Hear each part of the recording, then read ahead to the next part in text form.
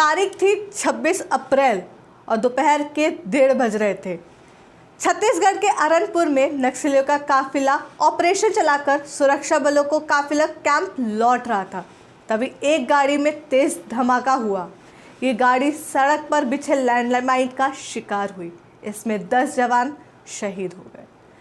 नजर टुडे की खास रिपोर्ट में इस नक्सली हमले के पीछे की कहानी और छत्तीसगढ़ में हमले का ट्रेंड के बारे में जानेंगे।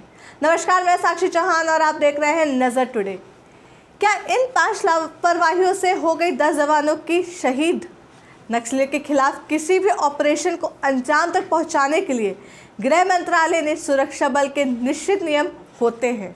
इसे स्टैंडर्ड ऑपरेटिंग प्रोसीजर या SOPs कहते हैं।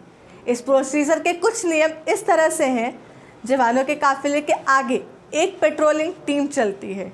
ये टीम विस्फोटक का पता लगाकर जवानों को आने जाने वाले रास्तों को सैनिटाइज करती है। ऐसे खतरनाक रास्ते पर जवान अक्सर या तो पैदल जाते हैं या तो बाइक का इस्तेमाल करते हैं। एक गाड़ी में सवार होकर इतने जवान तभी मूवमेंट करते हैं जब सड़क पूरी तरह से सैनिटाइज हो।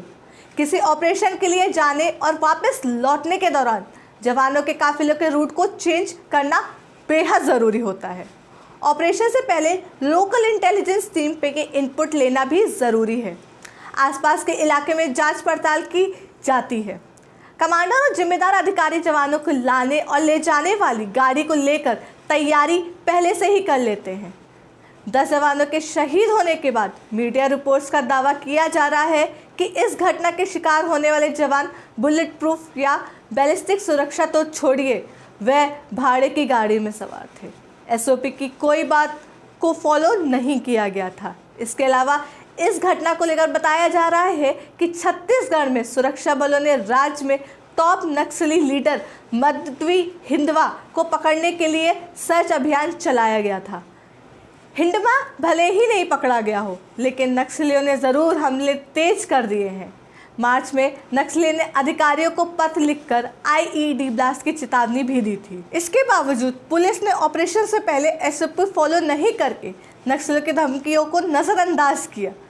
धमाके के 15 मिनट तक जवान ने चलाई धुआंधार गोलियां। हमले में शिकार वाहन के पीछे एक स्कॉर्पियो आ रही थी। स्कॉर्पियो में भी सुरक्षा बल के करीब 7 जवान बैठे हुए थे। इन जवानों की आंखों के सामने ये घटना घटी।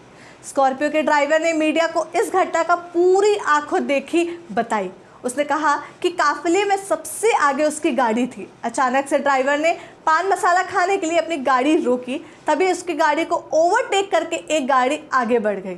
इसमें भी सुरक्षाकर्मी बैठे हुए थे। अभी ये गाड़ी 200 मीटर ही आगे निकली थी कि एक तेज धमाका हुआ। धूल के गुब्बारे से चारों ओर अंधेरा छा गया था। पीछे की गाड़ियों में बैठे जवानों ने तुरंत पोजीशन ली और ताबड़तोड़ गोली चलाने लगे। उन्हें लगा कि नक्सलिया ने आसपास जंगलों में छिपकर इस घटना को अंजाम दिया है, लेकिन वहां कोई भी नहीं था।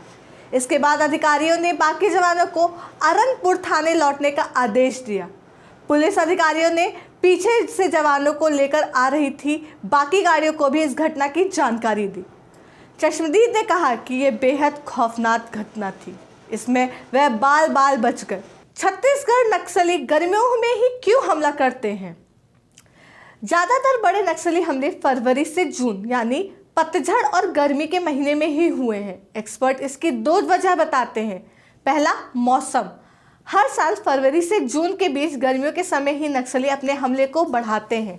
ये नक्सलियों की रणनीति का हिस्सा रहा है। दरअसल नक्सली इस मौसम में सुरक्षा बलों के खिलाफ टेक्निकल काउंटर ऑफेंसिव कैंपेन यानी कि TCOCS चलाते हैं। 2010 में भी अप्रैल के महीने में ही नक्सली के हमले में 75 CRPF जवान शहीद हो गए थे। नक्सली हमले के लिए इस मौसम को इसलिए चुनते हैं क्योंकि जुलाई में मानसून की शुरुआत के साथ ही नक्सलियों और सुरक्षा कर्मियों के लिए ऑपरेशन चलाना मुश्किल हो जाता है। जंगलों में लंबी घास और झाड़ियों के बीच से बढ़ रहे नाले के पार करना नक्सली और सुरक्षाकर्मी दोनों के लिए मुश्किल होता है।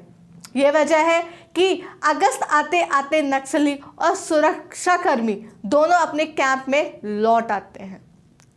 दूसरा रीज़न है चुनाव। इस साल के अंत तक छत्तीसगढ़ में विधानसभा चुनाव होने हैं। आमतौर पर नक्सली चुनावी साल में इस तरह की बड़ी घटना को अंजाम देते ही हैं।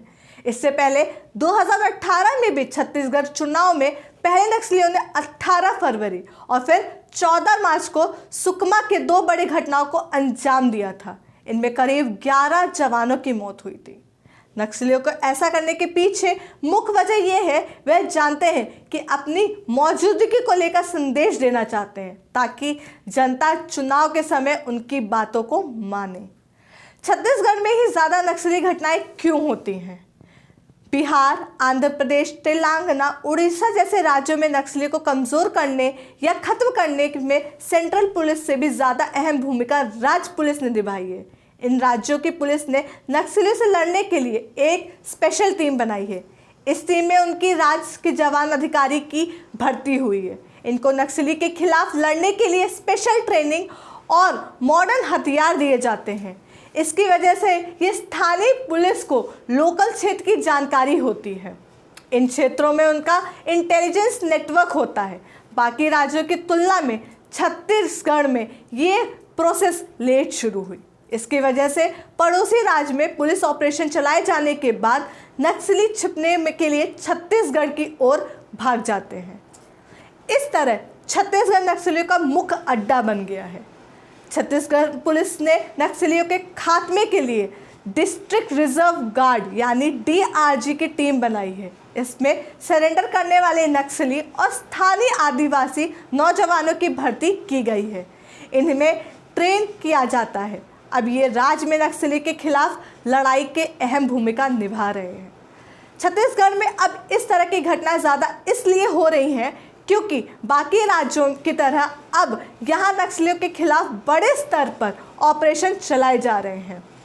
नक्सलियों के बेल्ट की सड़क, पानी और बिजली पहुँचाई जा रही है। नक्सली अब कुछ जिलों में सिमट कर रह गए हैं।